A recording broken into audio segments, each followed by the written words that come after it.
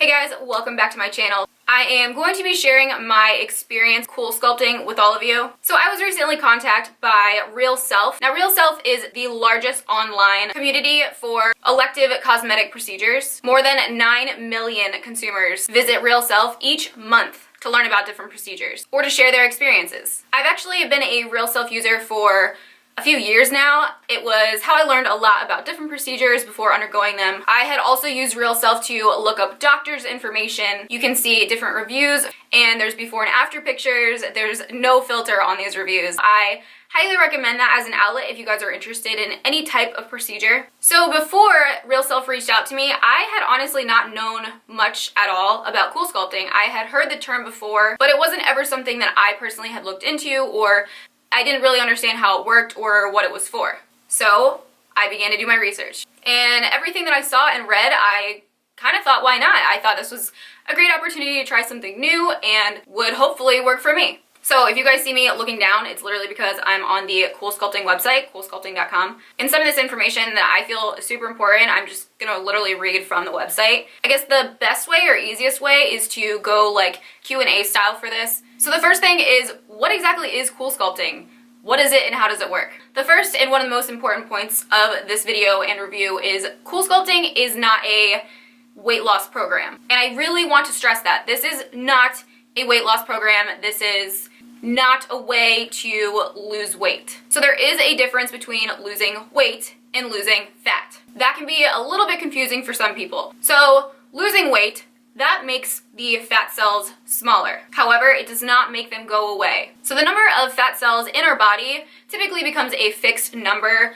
Usually this will happen in your teenage years. Gaining or losing weight doesn't necessarily mean that you are increasing or decreasing the number of cells. It simply means that you are increasing or decreasing the size of the cells. And that is why, for example, some people say, no matter what I do, I have this little pooch on my belly, or I have a tough time losing my inner or outer thighs, or maybe it's your chin area or your flank, like your little muffin top or love handles, whatever you want to call it. That is why, because the fat cells are still there, they're not gone. You're just increasing or decreasing the actual size of the cells. When you're doing a weight loss program, when you're working out and eating healthy, that's what's going on with your body. So as most of you know, I have a full video, my backstory on losing weight. I lost 40 pounds, so I have the link for that here. If you do want to check that video out after this one, that will give you a better idea of my backstory personally with my weight loss struggle. So I am down currently to what my original goal was and my smallest or least amount of weight. However, I still have little problem areas that I had concern with. After dieting and losing weight, your fat cells become smaller, but the number of fat cells stays the same. The same thing goes when you gain weight.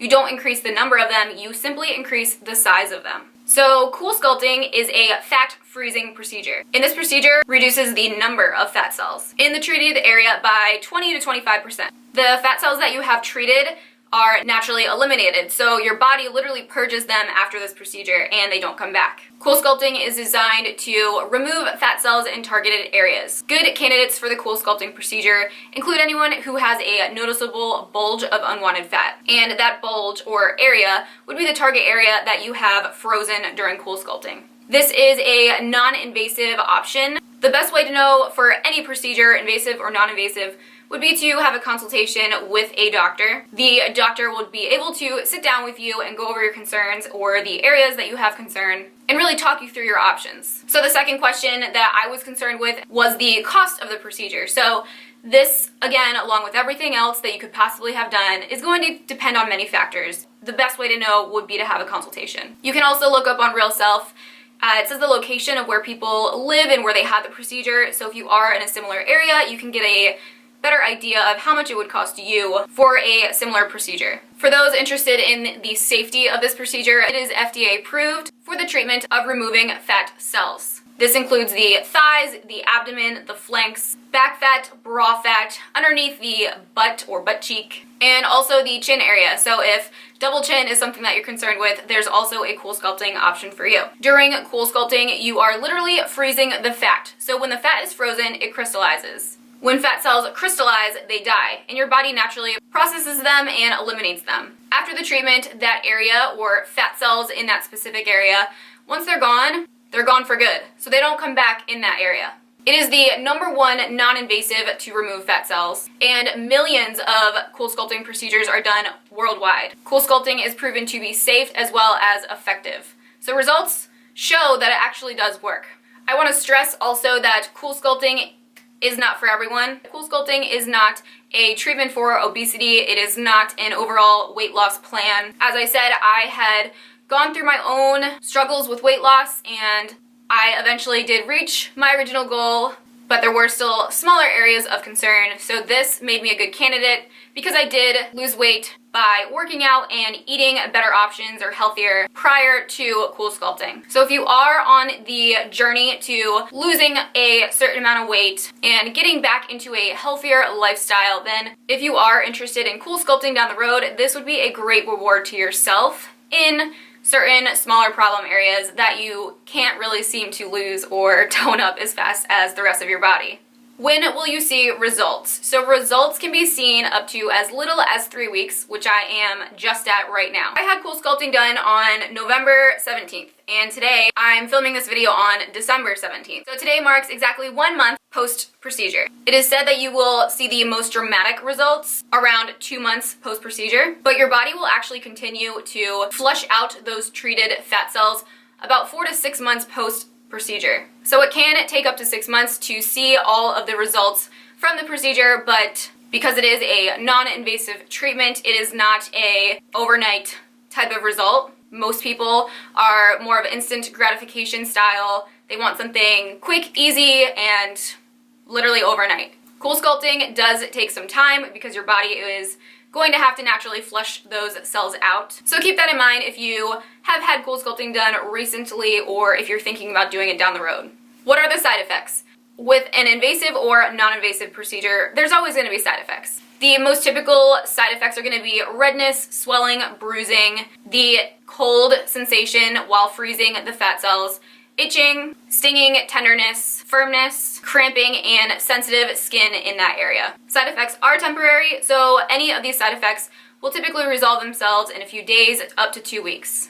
When I say non-invasive, I simply mean that there are no needles, no anesthesia, no real downtime. Typical concern when thinking about doing any type of procedure would be, of course, like needles or pain level. This is a lot safer and easier method for fat reduction. So I had the pleasure of collaborating with Dr. Tina West. RealSelf.com had reached out to Dr. West and I about this opportunity and working together and creating an informative and review style video for you guys. So before I continue on to my experience getting the procedure, I do want to say it was awesome working with Dr. Tina West. Her and her staff are amazing.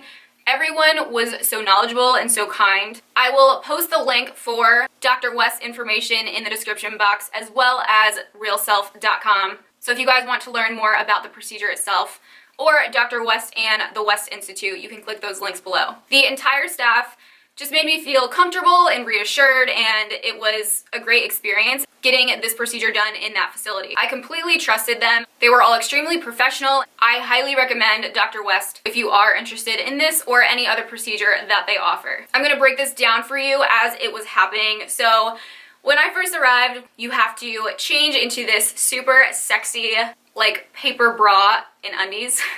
Here is a picture of the room that I was able to stay in during the procedure. So you have this bed to lay in, there's blankets, pillows, there was a TV that you can use. So everything was really nice and spacious and cozy. It was a very nice office, a ton of rooms. It was very clean. Once you're in the room after you've changed and the doctor has spoken with you about your concerns, they then look at those problem areas or areas that you think are problems.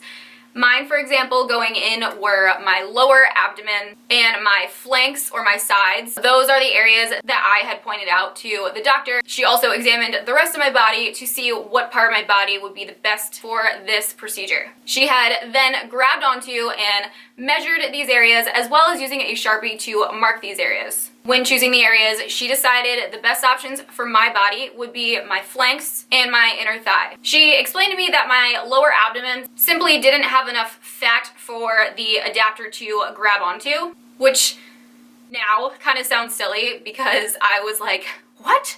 Like, I have so much right there, blah, blah, blah. Like, it's just funny that we really are our biggest critic. That just goes to show that something that you see, someone else might not see in the same way. So just keep that in mind. The doctor is going to know what is best for you and what will work best. You want to see the most results and you want your procedure to work. So take their advice, whatever they have to say. If they recommend another area, don't be insulted by that. It's simply because they want you to get the result out of what you're paying for and what you're going through. I would much rather someone be honest with me as far as a doctor and a procedure telling me what's going to be best. That leads to the next thing, which would be when they're marking your fat with the marker. That didn't faze me, but I did read a lot of people were offended by that when they had the procedure done, which led me to believe that they had never had surgery before of any kind. And I've had plenty of operations that were elective as well as I didn't want at all. Like,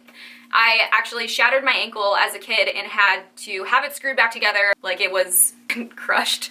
So don't feel like they're just circling your fat to point it out. Like, it's obviously a medical reason and it's very important because they are measuring these areas for the adapter in this particular procedure.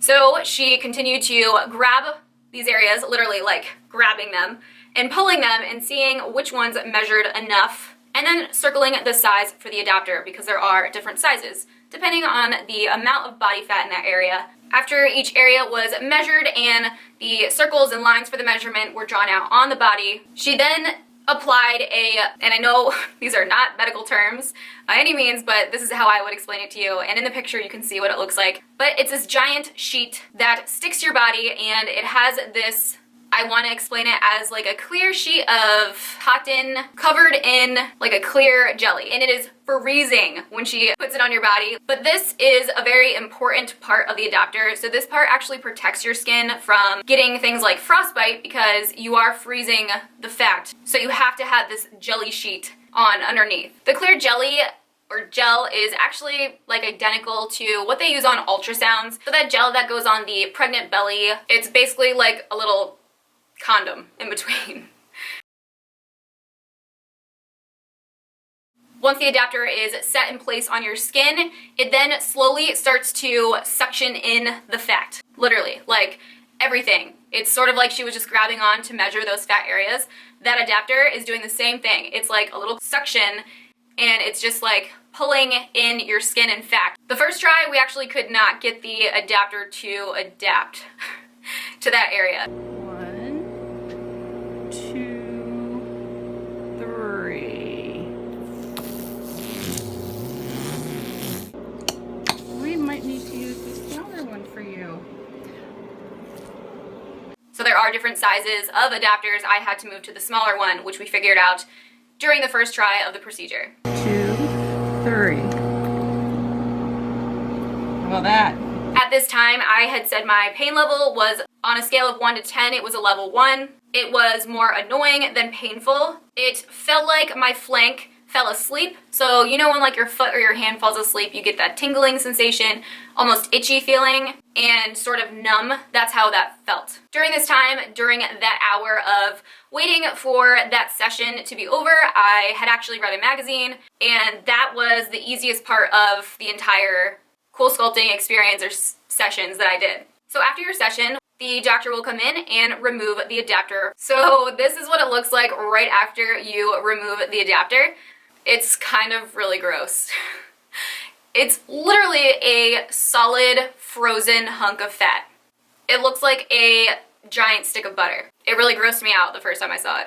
It's like a fatsicle. The doctor then has to massage out that frozen hunk of fat. I'm using massage as a very loose term because that's what they call it, but when you think of massage, you think of nice, soothing, relaxing feeling.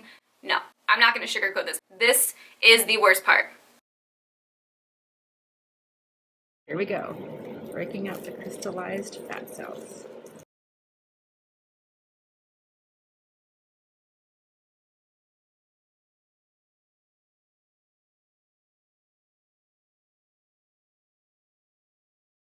The massage is literally the doctor pushing and like moving around that solid piece of fat. That massage is going to break up the crystallized or frozen fat cells. Doing the massage after the procedure gives about a 70% increase in fat reduction in that area. And this massage is done for 2 whole minutes. Each 2 whole minutes are going to be the longest 2 minutes of your life.